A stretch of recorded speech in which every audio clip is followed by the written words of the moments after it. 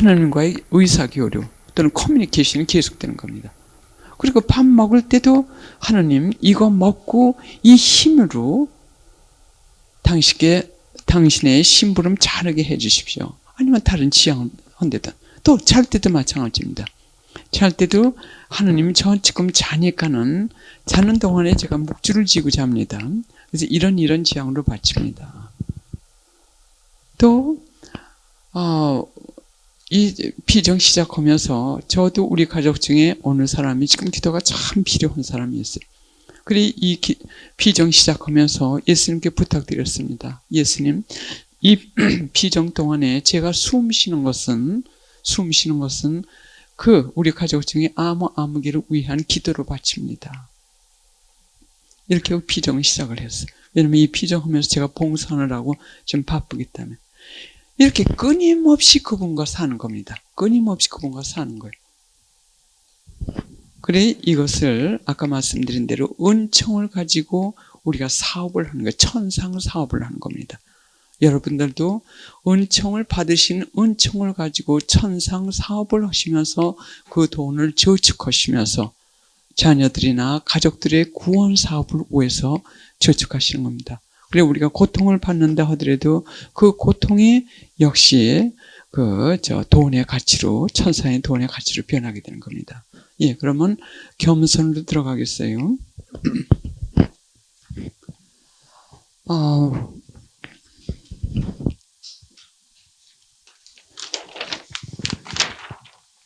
예, 요 그림 제가 잠깐 겸손하고는 관계가 안 되지만 중요한 거라 그냥 설명을 잠깐 드리겠습니다. 아까도 말씀드렸듯이 우리가 하나님께 올라갈수록 분별을 더 잘하셔야 돼요. 우리의 목적은 양심을 더 깨끗하게 하는 겁니다. 거룩하게, 이것이 거룩함의 지금 표적이고 또 우리의 목적은 이제 거룩함이에요. 그러면 더 보이지 않는 숨은 때까지 교만, 이 죄, 악습, 결점까지 정화를 하는 작업이 바로 성화 작업이라고 해요. 그래서 계속해서 정화 작업, 성화 작업을 하면서 이 세 바퀴 만드는 그 작업을 하기 시작을 한 거예요, 우리가. 이 세 바퀴는 뭐냐면 정말 하나님께 대한 순수한 사랑, 그 다음에 겸손, 그리고 자아 끊기. 이 세 바퀴는 우리가 만들어야 돼요.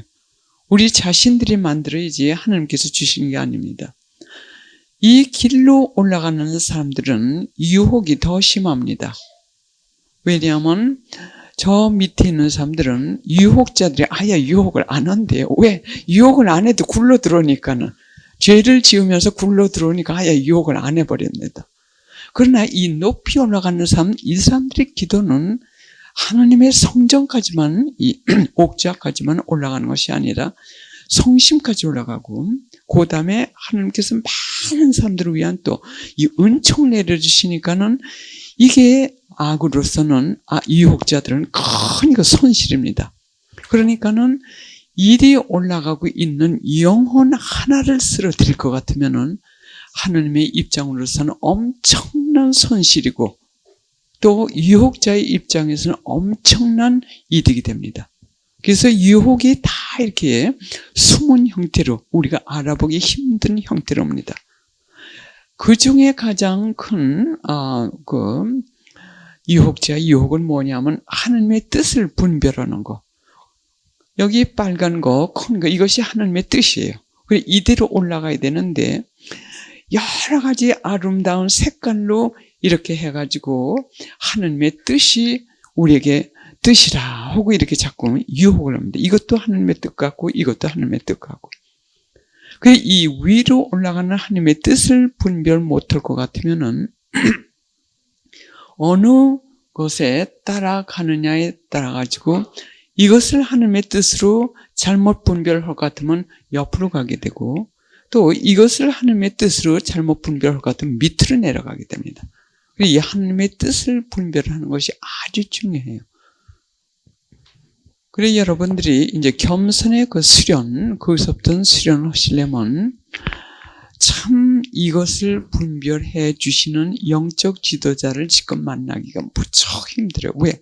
이런 분야에서 사실 실제로 영적인 초자연 차원에서 체험을 하시면서 또 이론적으로 아시는 이런 분들이 지금 많지 않기 때문에. 그래서 제가 권해드리고 싶은 것은 책을 권해드리고 싶습니다. 책. 십자가의 성요한 책하고 그리고 성 이그나시오스 로얄라 그분의 분별법이라는 책이 한국말로 번역이 된 게 있는지 모르겠어요. 성 이그나시오스 로얄라의 분별법. 그것이 성이 이나시오스 로얄라 그분은 분별법에 대한 그 은사를 받으신 분입니다. 그래서 예수의 신부님들이 그래도 제일 분별을 잘하시는 것 같아요. 성 이나시오스의 분별법, 특히 공동체를 주관하신 분들은 그걸 꼭 읽으시라고 권해드리고 싶습니다. 그래서 십자가의 성령왕하고 그리고 완덕의 길, 성녀 테드레사의 완덕의 길, 그 완덕의 길에서는 쉽게 또 그 설명을 잘 하셨어요. 그리고 성녀 테드레사도 그 분별을 못하셔가지고 몇 년 동안 참 혹독한 시련 속에서 고통 많이 받으셨습니다. 그래서 제가 계속 여러분들에게 강조하고 싶은 건 뭐냐면 꼭 이것이 하나님 뜻이다. 이것이 참 아니다. 이렇게 100% 믿지 마시라는 거. 왜? 우리는 아직 그런 준비도 되어 있지 않고 그러나 하나님께서 우리가 그 분별이 꼭 필요하실 때는 또 꼭 제대로 분별하게끔 해주세요. 제 경우에는 그런 분별을 하게끔 해주시지 않으면 제가 이렇게 나와가지고 그야말로 10년 동안 이렇게 사람들을 갖다가 안내 못합니다. 꼭 필요할 때는 그렇게 해주십니다. 그래도 조심하는데 결과를 보라고 하셨어요. 성 이나시오스께서는 그 결과를 보고 그것이 하나님께로부터 왔는지 인간의 영으로부터 왔는지 악령으로부터 왔는지 그걸 분별하라고 했습니다. 그래서 여러분들께 영적 수기를 쓰시라고 권해드리는 것은 제 영적 지도 신부님이 저에게 그걸 권해 주셨고 또 제가 그렇게 보니까는 그것이 많은 도움이 됐어요. 그 영적 수기를 쓰실 때 오늘은 이렇게 해서 이것이 하나님께서 나에게 감화를 주시는 것 같아서 이렇게 했다. 날짜 쓰시고요.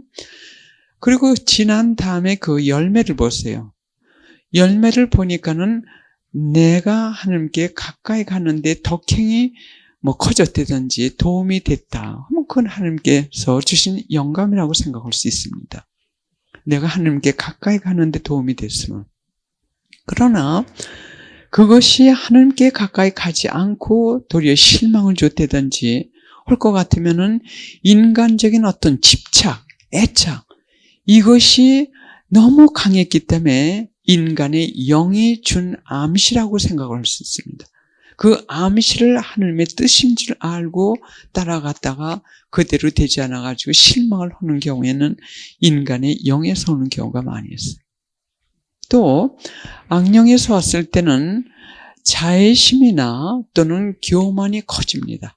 자애심이나 교만이 커지고 혼란이 오게 됩니다. 혼동이 오게 되고 혼란이 오게 되고 화 같으면 그건 악의 영에서 온 거예요. 그래서 이 하나님께 따라가는 길은 정말 숲이 우거진 그 숲 속에서 참 더듬거리면서 조심스럽게 떨어지면 낭떠러지 그렇게 따라가시면서 이렇게 수련하시고 그래서 경험이 필요합니다. 여러분들은 아직도 갈 길이 멀으셨어요. 그 뜻은 뭐냐면 여러분들 아직 젊으시고 자녀들이 있으실 겁니다. 그 자녀들이 이끌고 가셔야 돼요. 자녀들에게도 조금 이따 설명을 드리지만 말로가 아니라 하나님하고 성모님과 함께 이끌고 가실 그 책임을 갖고 계십니다. 하나의 공동체. 가정은 하나님께서 주신 하나의 공동체고 각자가 가진 좋은 장점을 서로 그 가정에 봉헌하면서 서로 보완하면서 하나님께 따라가는 그 공동체입니다.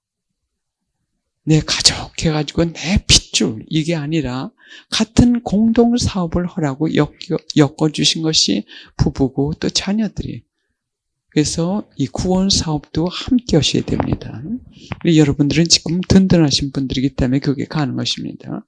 예, 그래서 이 하나님의 뜻이라고 생각할 때 여러분들 조심스럽게 따라가시는 거.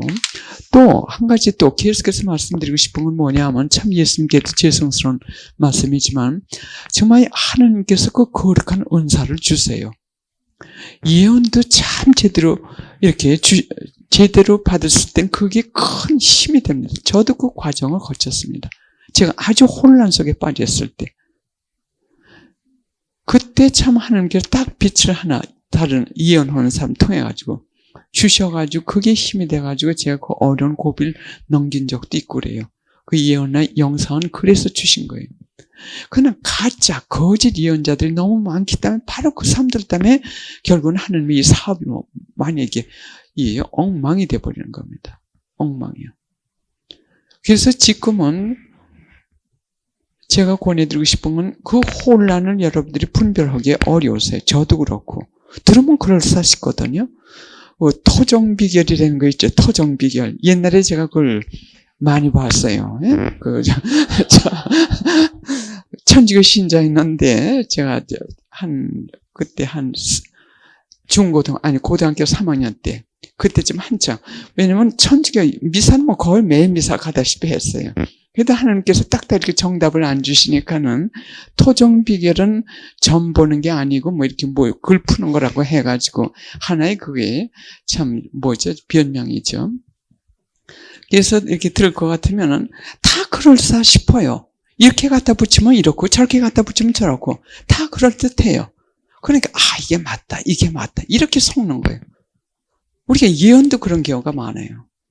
다 하나님 말씀이니까 이렇게 그러니까 맞다 그럼 맞다 하고 그 당시 그냥 용기만 갖고 앞으로 진전해서 나가시 이거로 끝나면 괜찮은데 거기에 대한 집착 때문에 망하는 거예요. 거기에 대한 집착 때문에 이 사람은 예언을 이대로 하니까는 대단히 미안한 말씀이지만서도 아주 중대한 일이요.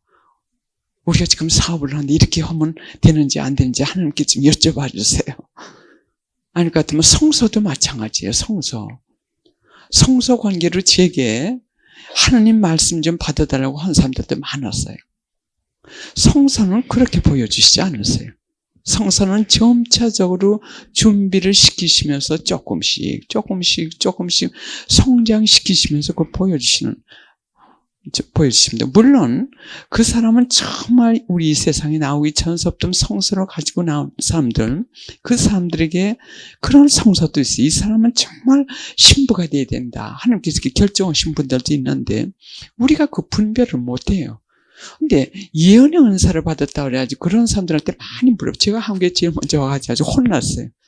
어떻게 무슨 얘기를 해가지고 제가 예언의 은사를 받았던 얘기를 했어요. 그러나 실패했어요, 제가. 실패했기 때문에 그 다음엔 예언의 은사 안 받아요. 다른 사람들을 위해서. 그 사람한테 지금까지도 제가 미안해요. 지금까지도. 그 사람은 제가 저를 통해가지고 예언을 했을 때, 기도에 제일 먼저 생겼을 때, 대체적으로 거의 다 맞았나 봅니다. 우리가 초창기이기 때문에 하나님께서 그렇게 해주셔야지 기도에 제일 먼저 시작할 때요. 그래 이분이 나중에서 몇 년 후에 말씀하셨기 때문에 제가 그걸 알게 됐어요. 제 예언 때문에 그분이 망하신 건 아니지만서도 실패. 예언자로서의 실패죠, 제가. 뭐냐면 그분이 이혼을 하셨는데 남편이 변호사세요. 근데 애가 둘이 있는데 저한테 예언을 받으셨을 때 예언이 아니죠. 가짜였죠. 나중에 알았지만 그게 가짜였죠. 나는 그 사람이 너무 안 된 거예요. 예? 아주 젊으신 분이 그 어린애 둘을 데리고 그 참 생활전선에서 돈을 벌어 가면서 그 기도에는 가만 죽지 않으면 살기로 오시는 분이에요. 그래 항상 애처로했거든요. 그래 그 인간적으로 애처롭기 때문에 아마 인간의 영이었던 것 같아요. 어떻게 내가 얘기를 했냐면 꼭 만난다고 했대요. 다시 합친다고 그랬대요. 그래 몇 년이 지났는데 그분이 로산젤스에 계시다 딴 데로 가신다고 하면서 그 얘기를 하시더라고요. 내가 언제 이렇게 얘기했기 때문에 자기는 지금도 믿는다는 거예요. 그래서 남편이는 그 가까이로 이사 간다고 이사를 갔어요. 근데 안 이루어졌어요. 안 이루어졌어요. 지금 거의 20년 넘어서 그 애들 다 커가지고 지금 대학 가고 그래요. 그래, 그런 체험을 했기 때문에 제가 그 사람들은 얼마나 실망을 했고 하나님께는 얼마나 상처가 됐고 그 사람도 상처가 봐. 이 희망을 했는데 이건 예언이 아닌데 예언을 그냥 받아가지고 두 해도 아니고 10여년 이상을 기다린 거예요. 그 아주 노력했어요. 남편 옆에 가지고. 그러나 결국은 이루어지지 않고 그 남편은 다른 사람하고 결혼을 했습니다. 이런 것을 제가 체험을 했기 때문에 그 다음서부터 하나님께 양해를 구했습니다. 저는 자신이 없습니다. 이 예언할 수 있는지. 그래서 자꾸 여러분들 그 예언을 주시는 그 힘은 초자연적인 힘이기 때문에 한마디로서 우리가 어둠이 확 이렇게 헤어질 수가 있어요. 그러나 예언자로서의 준비가 되지 않아가지고 이 말씀을 전하는 과정에 여러 가지 혼란이 있기 때문에 여러분들 특히 성서는 중대한 거예요. 그래서 여러분들이 이렇게 보실 때 들어가고 참 그 자녀들이 옆에서 이 부모님들이 뭐 이렇게 주식으로 가라고 이렇게는 하시지 마시고 그 환경에서 본인이 가기를 원하고 또 이렇게 준비가 되는데 들어가면 한번 권해드리고 권할 수는 있어. 그래 가서 해보고 또 원치 않을 것 같으면 다시 나오고 이런 자유를 그 아이에게도 주고 하나님께도 자유를 드리는 거예요. 하나님께서 원하시는 대로 결정. 지금은 평신 들어서 성인 성녀들 사람들 너무 많아요. 지금 이 시대에 신앙생활을 하는 게 얼마나 어렵습니까? 그걸 우리가 깨끗한 마음으로 하나님께 따라가는 그 골고다의 언덕을 올라가는 그 고통을 바치면서 우리가 봉헌할 때 성모니까 우리 성모님도 평신 드셨어요. 성모님께서도 평신 들어서 살림하시면서 세속에서 참 예수님 키우시면서 성모님이 되셨어요. 그런 소명을 지금 우리가 받았습니다. 그래서 너무 강조하지 말고 그러나 자유를 주면서 하나님께서 결정하신 대로 본인이 결정하는 대로 그러나 계속 뒤에서 기도를 해줘야죠.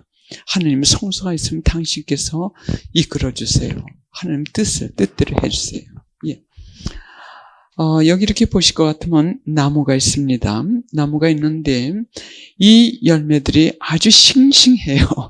싱싱한데 이 열매들은 뭐냐면 복수, 적개심, 시기, 질투, 투덜거림, 불륜, 건방짐, 거만 또는 비웃음, 격정, 인색, 중상, 악평 이 열매들이 싱싱합니다. 그래서 여태까지 우리가 10년 동안 작업한 게 뭐니 이것 자르는 작업을 했어요. 이쪽까지 해서 한참 열심히 자르다 볼 것 같으면 이쪽이 더 싱싱해집니다. 그럼 이쪽으로 가서 또 자르다 볼 것 같으면 이쪽이 또 저거 왔다 갔다 하면서 우리가 한 게 10년인데 10년 아무것도 아니에요. 일생 동안은 이렇게도 시작도 못 해보고 가는 사람들이 대부분이에요. 근데 지금부터는 여러분들이 어떤 차원에 계시냐면 이제 눈에 이렇게 드러나게 보이는 싱싱한 가지들은 우리가 많이 이렇게 쳤어요. 아직 완전히 치지는 않았지만서도. 그러면 지금부터 우리가 작업할 건 뭐냐면 이 뿌리를 치는 거예요. 이제 뿌리를 치는 거예요. 이 뿌리를 죽이는 작업을 합니다. 이 뿌리를 죽이는 작업을 하면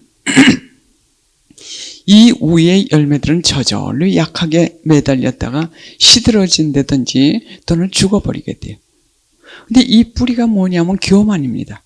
예수님께서 말씀하시기를 교만은 또는 모든 죄는 교만에서 나온다고 하셨어요. 모든 죄는 교만에서 나오고 교만은 모든 죄의 엄마라고 그랬어요. 모든 죄의 엄마.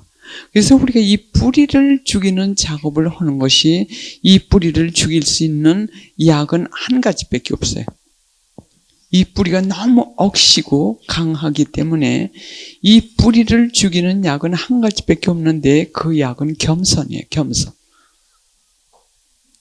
그래서 우리가 겸손의 행위를 할 때마다 이 뿌리에게 독을 뿌려주는 거예요. 그럼 이 뿌리가 조금씩 썩기 시작을 합니다. 그리고 이 교만이 가는 데는 혼자 가지 않고 항상 이 군대들을 데리고 다닙니다. 어디 가든지.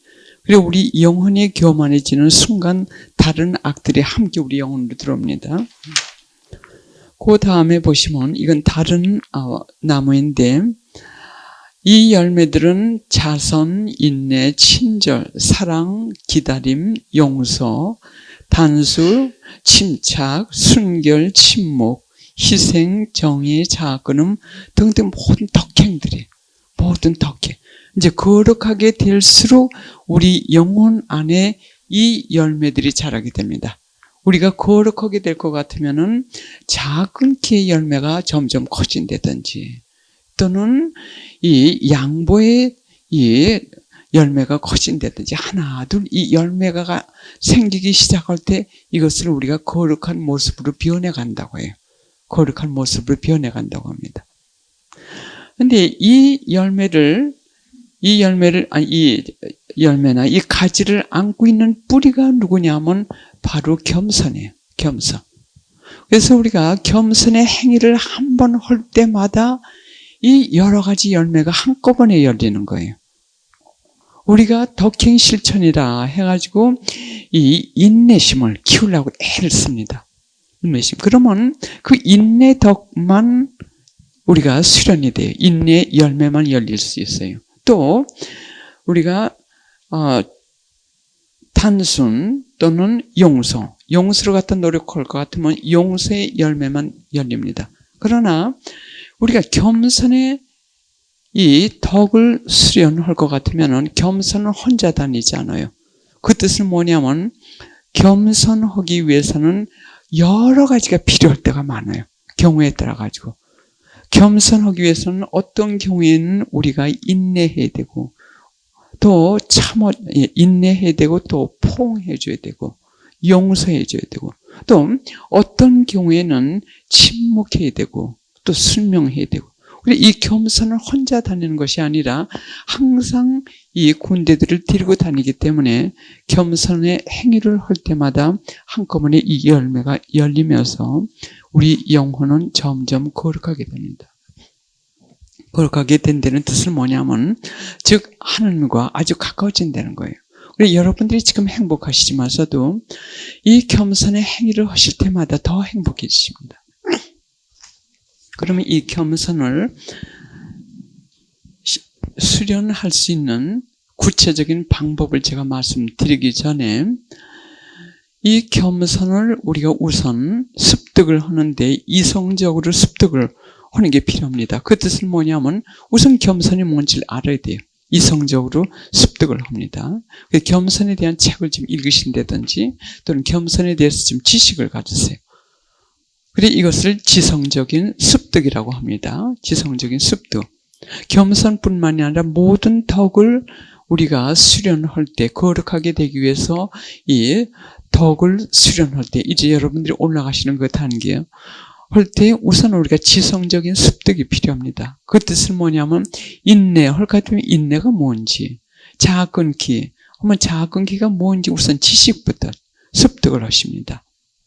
그 다음에는 억지로라도 실행을 해보십니다. 그 뜻은 뭐냐면 의지 수련이라고 합니다. 의지적인 습득이라고 하죠. 의지적인 습득. 그냥 머리로만 아는 게 아니라 의지로 결심을 하는 겁니다. 내가 인내해야지, 내가 겸손해야지. 이것을 자꾸 이렇게, 근데 이 덕을 우리가 얻을 수 있는 거, 배울 수 있는 방법은 다른 방법이 없어요. 자꾸 해야 돼요. 우리가 피아노를 배운다 할 것 같으면 피아노 연습을 자꾸 하죠. 또 우리가 운동을 한다 할 것 같으면 머리로만 알고 있는 게 자꾸 운동을 해야 됩니다. 마라톤 할 것 같으면 마라톤 자꾸 뛰는 연습을 한다든지. 그래서 덕행이라고 하는 것은 자꾸 우리가 허물어서만 배울 수가 있어요. 그러면 이 덕행 할 때 겸손, 그 중에 이제는 겸손은 모든 덕의 엄마라고 하셨어요. 모든 덕행들은 겸손에서 나오고, 또 이 겸손은 모든 덕을 안고 다니는 엄마라고 하셨습니다. 그러면 이 덕행에는 두 가지 차원이 있어요. 모든 덕은 두 가지 차원이 있습니다. 한 가지 차원은 자연적인 차원. 자연적인 차원이라고 하는 것은 뭐냐면 우리 능력으로 할 수 있는 것. 우리 능력으로 할 수 있는 그 한계요. 인내심도 마찬가지예요. 인내심도 우리가 우리 능력으로, 인간적인 능력으로 참을 수 있는 그 한계가 있습니다. 그래서 이것을 자연적인 덕이라고 합니다. 자연적인 덕. 즉 자연적인 차원에서의 덕이란 뜻이에요. 그래서 자연적인 겸손 또는 자연적인 순명 또는 자연적인 극기 등등 자연이요. 그 다음에 초자연적인 덕이 있습니다. 초자연적인 덕. 모든 덕은 이 두 차원에 있습니다. 그럼 겸손도 초자연적인 덕이 있습니다. 그 뜻은 뭐냐면 초자연적인 덕으로 올라갔을 때야 비로소 우리가 거룩하게 되는 거예요.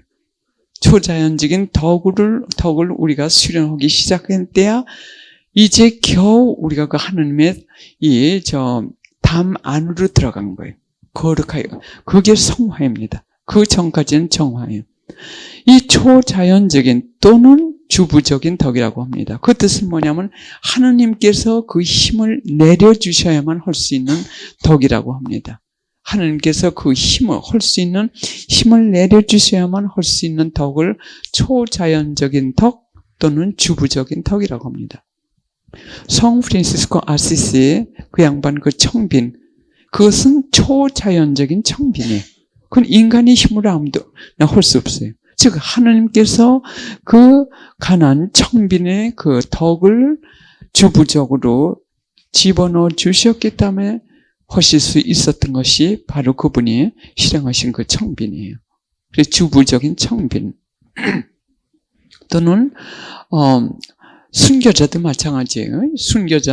순교신 그분들도 초자연적인 용기, 초자연적인 용감성을 가지고 그 순교신 분들입니다.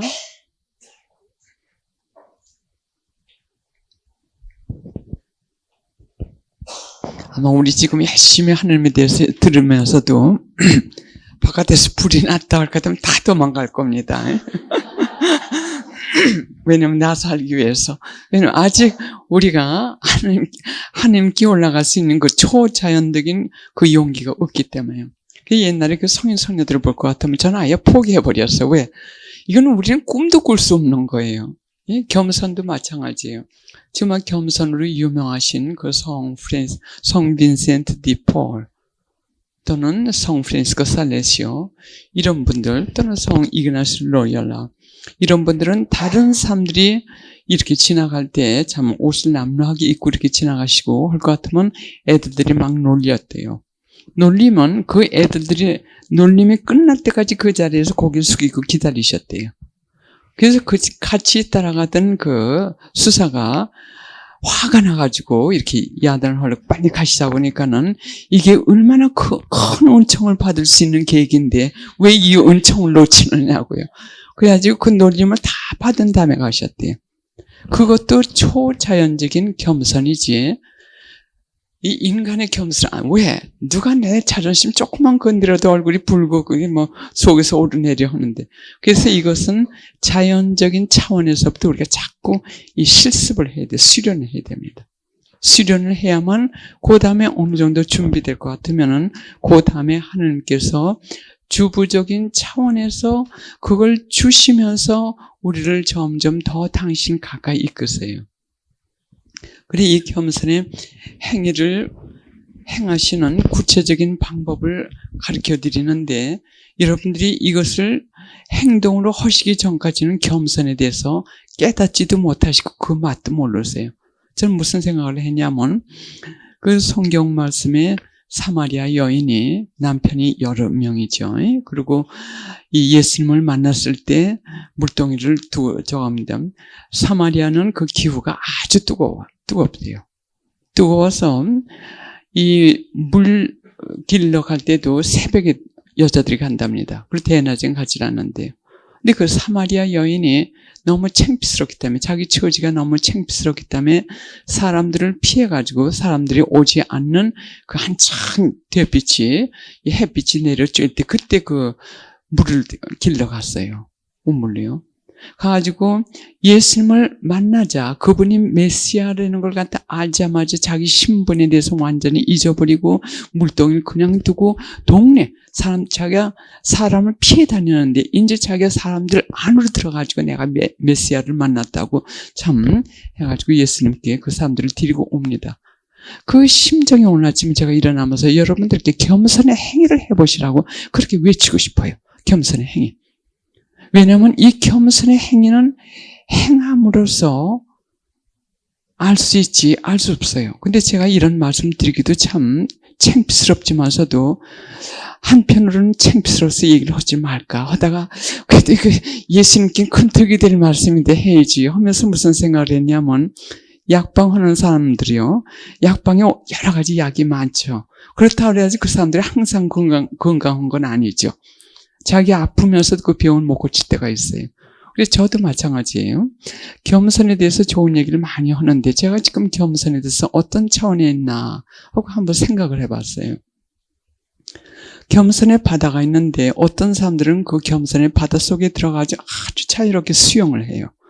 자유롭게 수영을 해도 참 그렇게 거룩해지고 그렇게 하는데 저는 그 겸손의 바다에 발 하나를 집어넣었다 아이 차고 하고 발을 뺍니다. 그리고 조금 있다 또 발을 갖다 한번 그 물에 집어넣었다 아이 차고 하고 발을 빼고 이렇게 겸손을 지금 하지도 못하면서 참 이 겸손을 갖다 전하기가 창피스럽지만서도 또 동시에 무슨 생각이 나냐면 저는 연령 관계로 여러분들보다도 이 세상에서 먼저 떠나게 됩니다. 그러면 여러분들이 몇 년 후에 이 연옥에 와서 보시니까는 제가 아직도 거기 있어요. 연옥에서 아직도 거기서 낑낑거리고 있어요. 그러면 내가 여러분들을 보고 여러분들은 먼저 올라가세요. 전 천천히 올라갈게요. 그리고 연옥에 있는 제 모습을 제가 생각을 해봤어요. 왜냐면 이게 좋은 얘기를 갖다 한다고 해가지고 제가 이렇게 변한 게 아니라 좋은 말씀은 여러분들께 전하는 도구라는 거. 이걸 제 자신 다시 한번 참 이렇게 다짐을 했습니다. 그래서 이 겸손을 조금 여러분들에게 가르치기 위해서 제가 수련 좀 해봤어요. 안 했어요.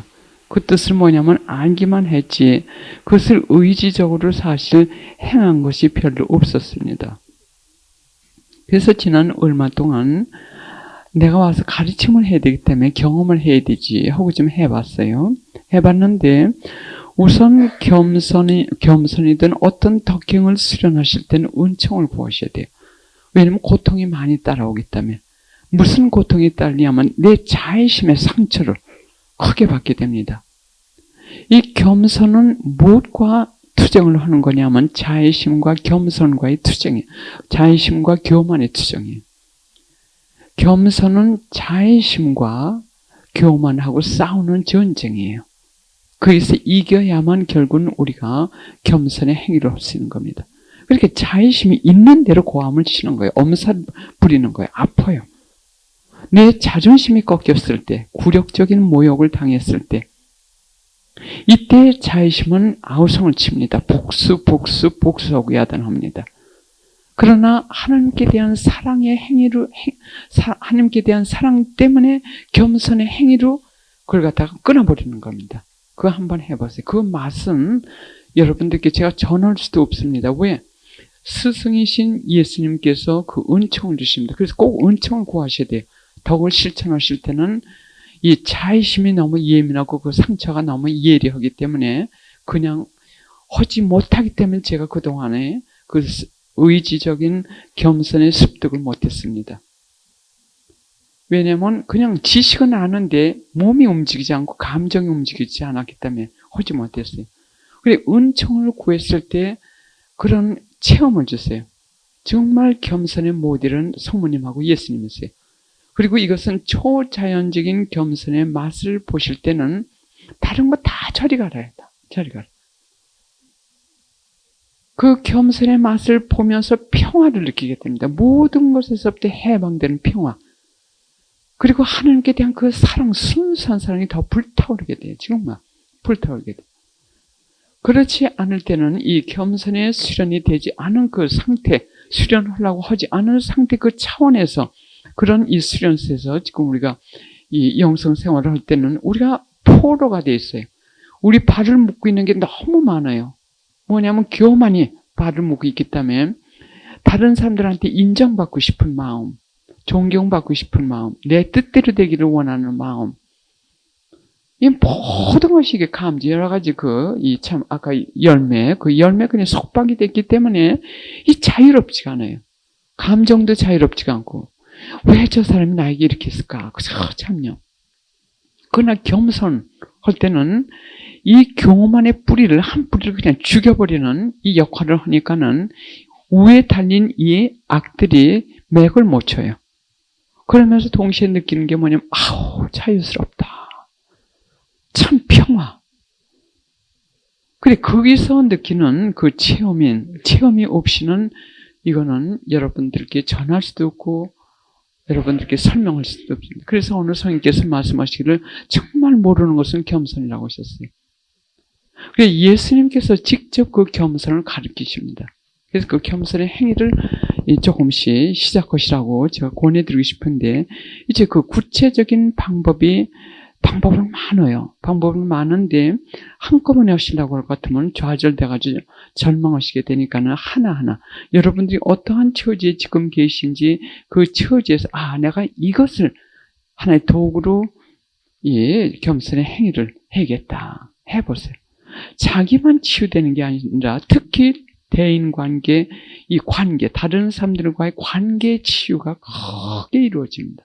다른 사람들과의 관계가 많이 이루어져요. 그러면 그 구체적인 방법의 하나로 자기나 자기 가족들에게 대한 어떤 칭찬을 받는 기회를 피하세요. 자기나 자기 가족들에게 대해서 누가 칭찬을 하죠? 그 칭찬을 피하시고, 칭찬을 받는다 하더라도 그걸 빨리 하나님께 이렇게 돌려보내시고, 그리고 그 독이 우리 영혼 안에 들어오지 않도록 조심하는 겁니다. 그 독은 뭐냐면, 칭찬하는 동시에 어떤 독이 뚫고 들어오냐면 교만이에요. 그리고 어느 성인께서 말씀하시기를,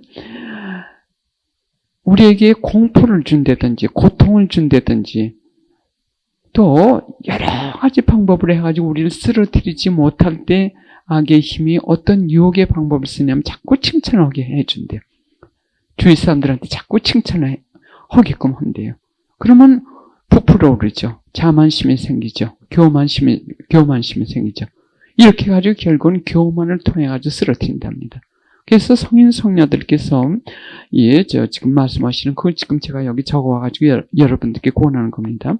자기나 자기 가족들에게 칭찬할 때 이걸 들으려고도 하지 말고 들어도 얼른 하나님께서 그 은총을 다 주셨기 때문에 우리가 이렇게 된 거기 때문에 하나님께 올려보내고 그 독이 우리 몸 안에 들어와가지고 그 도끼가 우리 몸을 부게끔 하지 말라고 성 프란시스코 살레스께서 말씀하신 것 같아요.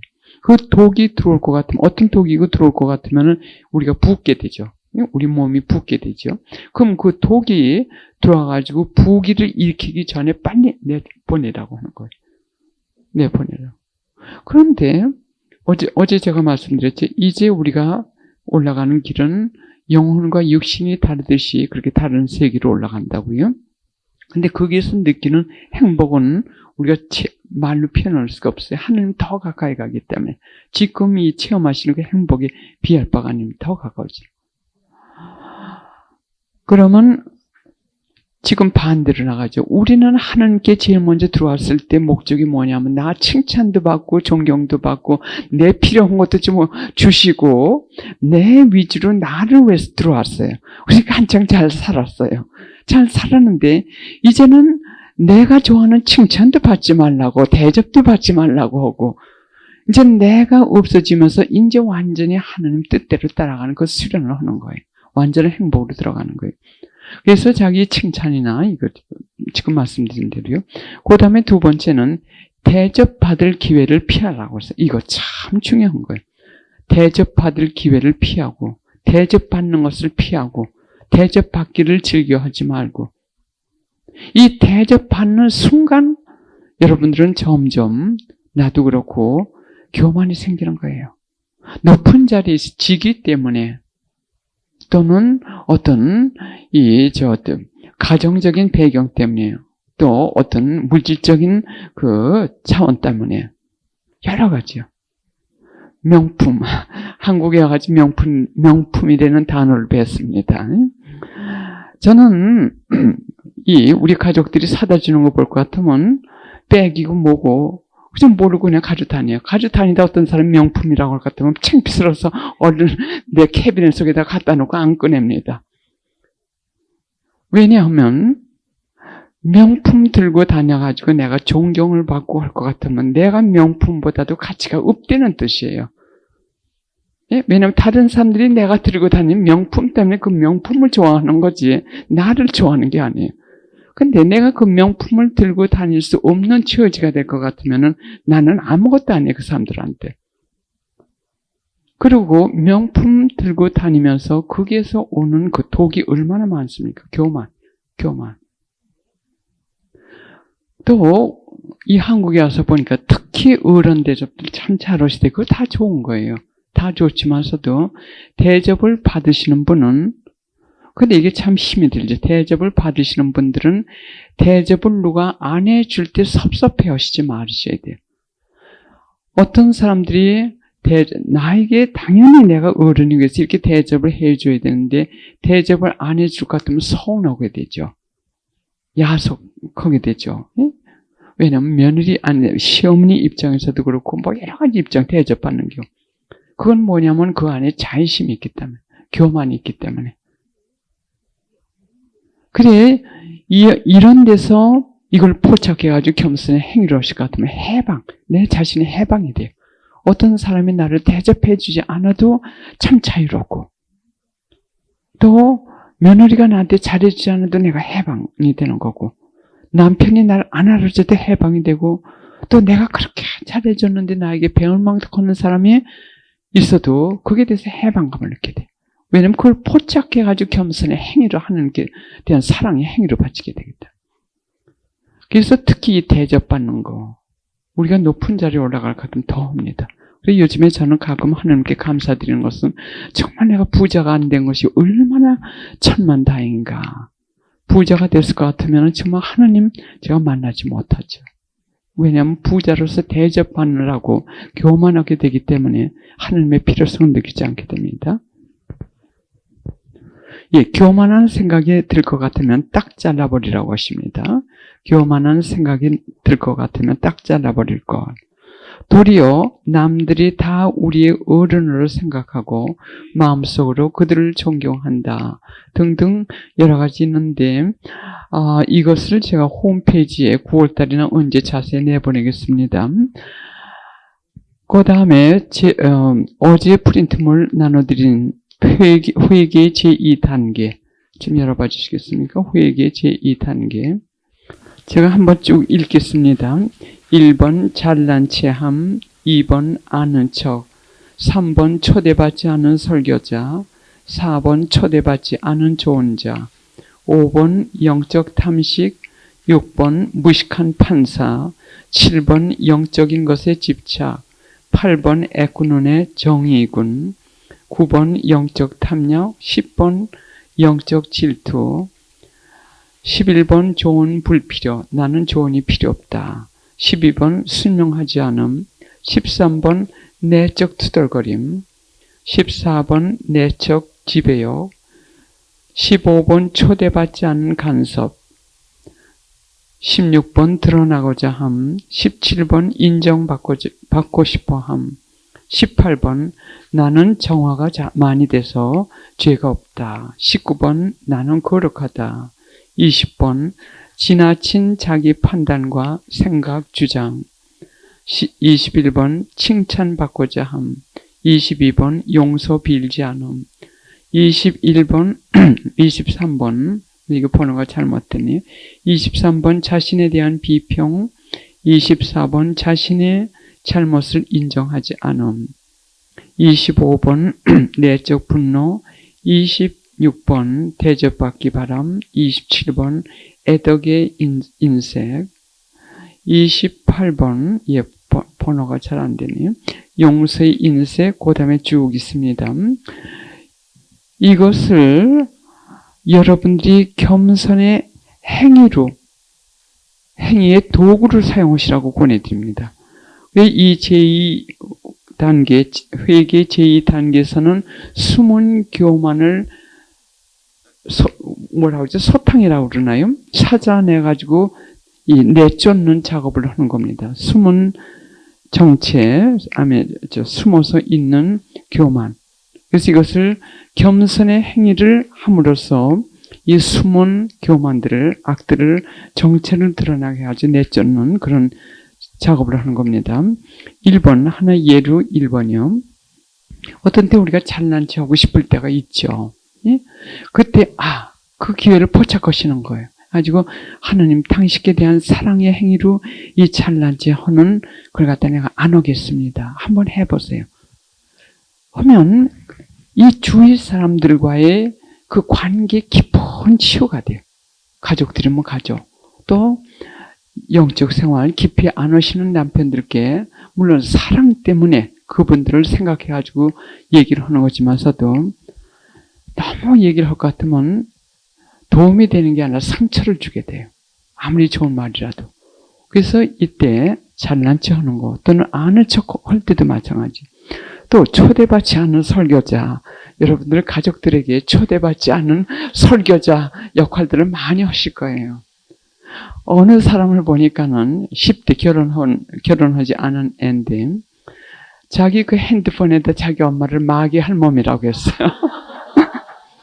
하도 잔소리를 하고 하도 듣기 싫은 소리를 하기 때문에 그 다음에 얼만큼 내가 자기 엄마에 대한 조금 동정심이 생겼나 봐요. 그 다음에 엄마라고 바꾸더라고요.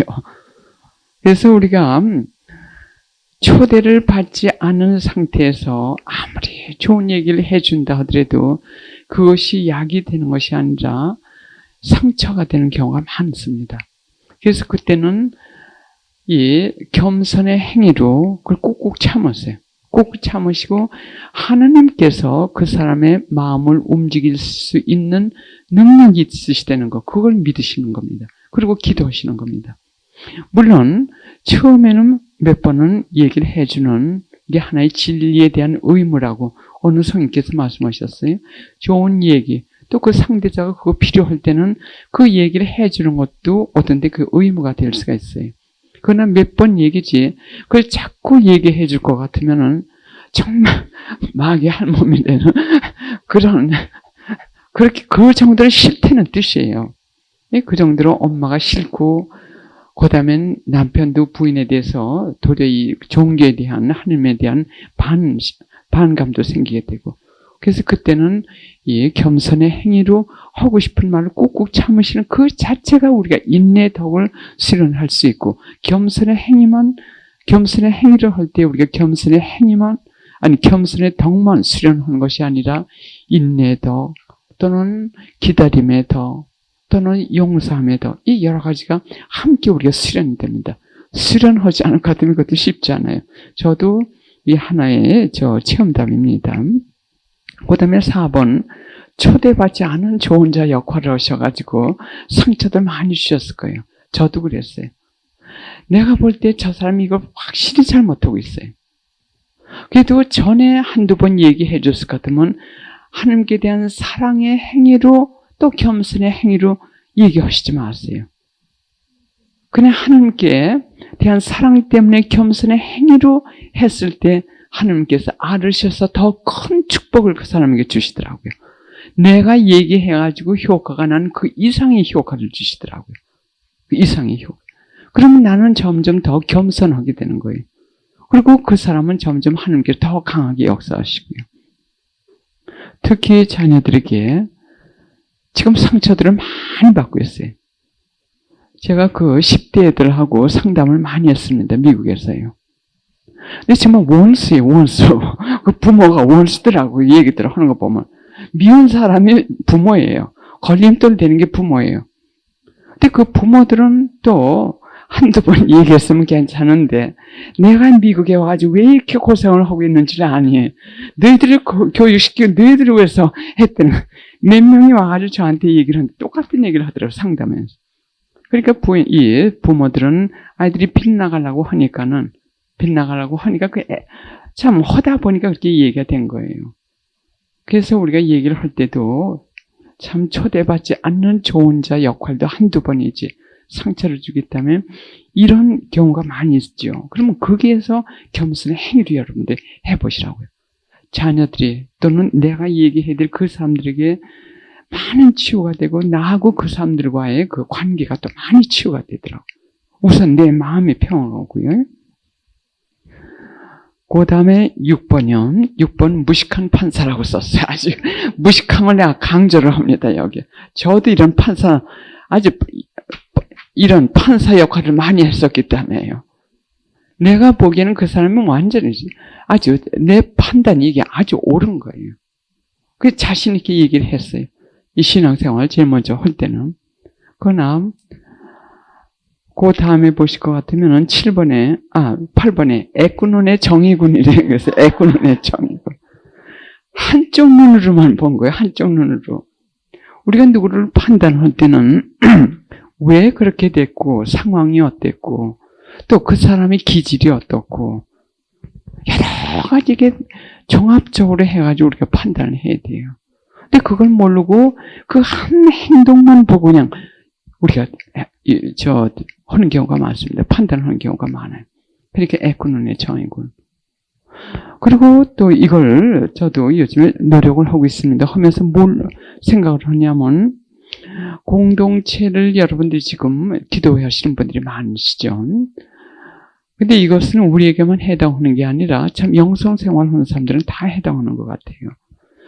하나님께서 도구를 사용하실 때 그 공동체나 어디에 공동체뿐만이 아니라 뭐 가족 안에서도 마찬가지예요. 여러분들이 아이들이 자라기 전까지만 하더라도 또는 공동체 주관하는 사람들도 하나님께서 어느 기간 동안은 저희를 모퉁이 돌로 사용을 하세요. 도구로 모퉁이 돌을 사용하십니다. 그러나 우리가 그 모퉁이 돌이 다른 데 갈 것 같으면 버림받는 돌이 돼요. 거기에서는 필요가 없어. 왜? 하나님께서는 그것을 사용을 안 하시기 때문에. 그러나 어떤 공동체에서는 모퉁이 돌을 사용을 하세요. 하나 예를 제가 지금 모퉁이 돌이라고 생각을 할 것 같으면 근데 그 기한이 한계가 있더라고요. 근데 성인들도 볼 것 같으면 성 프란시스코 아시시도 그랬고 십자가 성령도 그랬고 한때는 참 장상으로 이렇게 떠받들였지만서도 마지막에 가서는 정말 거쳐 하실 때도 없이 쫓겨 다니시다가 발이 썩고 그래가지고 돌아가신 분이 십자가 성령이세요.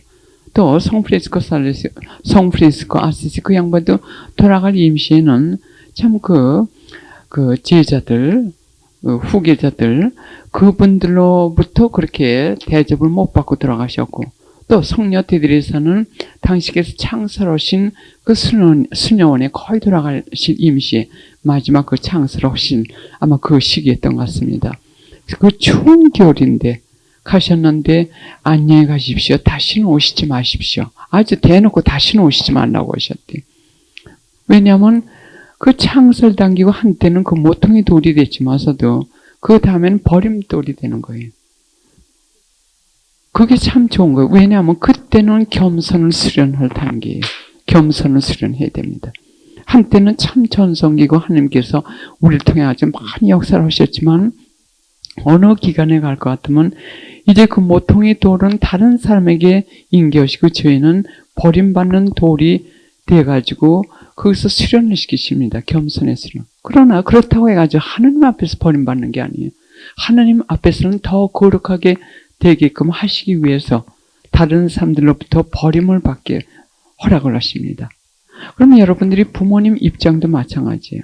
아이들이 어느 정도 성장할 때까지는 정말 선생님이시고 안내자고 그야말로 이 주권 행사도 마음대로 하실 수 있지만서도 자녀들이 커가면서 10대가 되고 또 결혼하고 할 것 같으면은 우리는 참 버림받는 돌이 돼요. 버림받는 돌. 아무 걔네들에게 도움이 되어주는 게 없어요. 우리 이 조언도 그들에게 도움이 되지가 않아요. 왜? 이제는 시대가 다르기 때문에.